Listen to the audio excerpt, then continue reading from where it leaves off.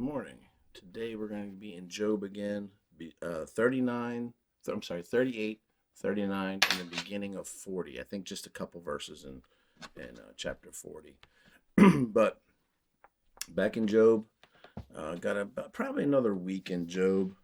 Job's a long book, and then we'll move forward. But today is 38, 39, and the beginning of 40. Let's see what we got going on today. Chapter 38. The Lord challenges Job.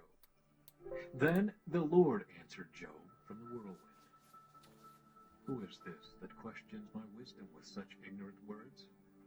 Brace yourself like a man, because I have some questions for you, and you must answer them. Where were you when I laid the foundations of the earth? Tell me, if you know so much. Who determined its dimensions and stretched out the surveying line? What supports its foundations, and who laid its cornerstone as the morning stars sang together, and all the angels shouted for joy? Who kept the sea inside its boundaries, as it burst from the womb, and as I clothed it with clouds, and wrapped it in thick darkness? For I locked it behind barred gates, limiting its shores. I said, this far and no farther will you come. Here your proud waves must stop. Have you ever commanded the morning to appear and caused the dawn to rise in the east? Have you made daylight spread to the ends of the earth to bring an end to the night's wickedness? As the light approaches, the earth takes shape like clay pressed beneath a seal. It is robed in brilliant colors. The light disturbs the wicked and stops the arm that is raised in violence. Have you explored the springs from which the seas come? Have you explored their depths? Do you know where the gates of death are located? Have you seen the gates of utter gloom? Do you realize the extent of the earth? Tell me about it if you know. Where does light come from, and where does darkness go? Can you take each to its home? Do you know how to get there? But of course you know all this, for you were born before it was all created, and you are so very experienced. Have you visited the storehouses of the snow, or seen the storehouses of hail? I have reserved them as weapons for the time of trouble, for the day of battle and war. Where is the path to the source of light? Where is the home of the east wind? Who created a channel for the torrents of rain? Who laid out the path for the lightning? Who makes the rain fall on barren land, in a desert where no one lives? Who sends rain to satisfy the parched ground and make the tender grass spring up? Does the rain have a father? Who gives birth to the dew? Who is the mother of the ice? Who gives birth to the frost from the heavens?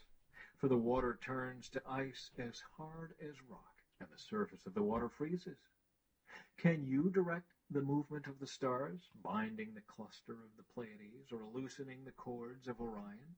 Can you direct the sequence of the seasons, or guide the bear with her cubs across the heavens? Do you know the laws of the universe? Can you use them to regulate the earth? Can you shout to the clouds and make it rain? Can you make lightning appear and cause it to strike as you direct? Who gives intuition to the heart and instinct to the mind? Who is wise enough to count all the clouds?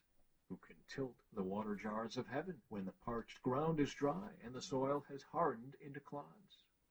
Can you stalk prey for a lioness and satisfy the young lion's appetites as they lie in their dens or crouch in the thicket?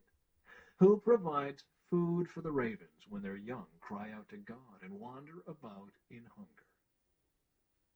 hunger? Don't mess with them. Chapter 39. The Lord's challenge continues. Do you know when the wild goats give birth? Have you watched as deer are born in the wild? Do you know how many months they carry their young? Are you aware of the time of their delivery? They crouch down to give birth to their young and deliver their offspring. Their young grow up in the open fields, then leave home and never return. Who gives the wild donkey its freedom? Who untied its ropes? I have placed it in the wilderness. Its home is the wasteland. It hates the noise of the city and has no driver to shout at it. The mountains are its pasture land, where it searches for every blade of grass. Will the wild ox consent to being tamed? Will it spend the night in your stall? Can you hitch a wild ox to a plow? Will it plow a field for you? Given its strength, can you trust it? Can you leave and trust the ox to do your work? Can you rely on it to bring home your grain and deliver it to your threshing floor?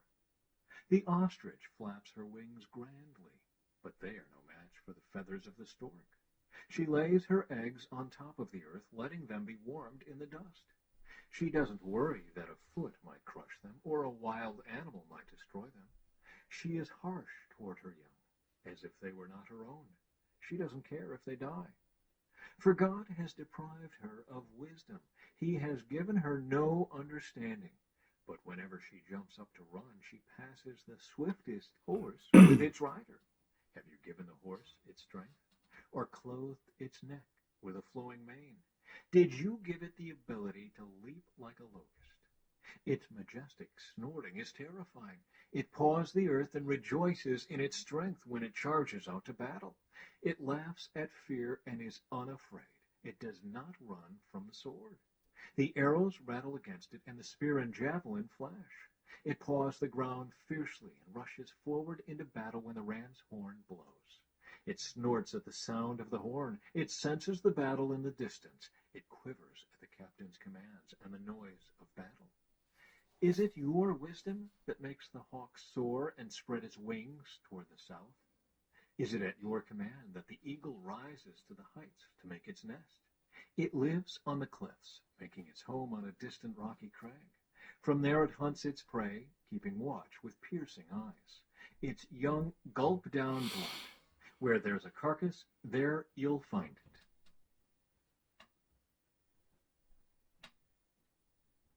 Then the Lord said to Job, "Do you still want to argue with the Almighty?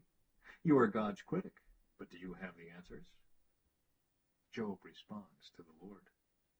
Then Job replied to the Lord, "I am nothing. How could I ever find the answers? I will cover my mouth with my hand. I have said too much already. I have nothing more to say." I think that is a prime example of we have no right to question God directly for what he has created, what he has done, where he has put you and me. I think that to question internally is one thing, but to question outwardly is totally different. And I think that's where Job made his mistake, and that's where the Lord put him in his place. But in the long run, you're going to see that Job understood what was happening, where a lot of us don't. And that's where we stumble and fall. And but by the grace of God, we can get back up again. So that was excellent today. I think the Lord needs to put us in our place every now and then, no matter how big, how small, what your status is, where you're from, what you do. The Lord's going to put you back in your place. Again, keep a journal of what we're reading. That way you can go back and kind of examine yourself and examine what you read. So let's go ahead and pray for the day. It's cold outside again today. Lord, thank you for this day. Thank you for your cold outside, that you kind of sharpen everything with your bitter wind out there. And thank you for loving us, and that we have the freedom to come and enjoy your word. And I pray for those who don't have the freedom to enjoy your word, that somehow we can get the word to them. Thank you for all that you do for us. Give us a good day.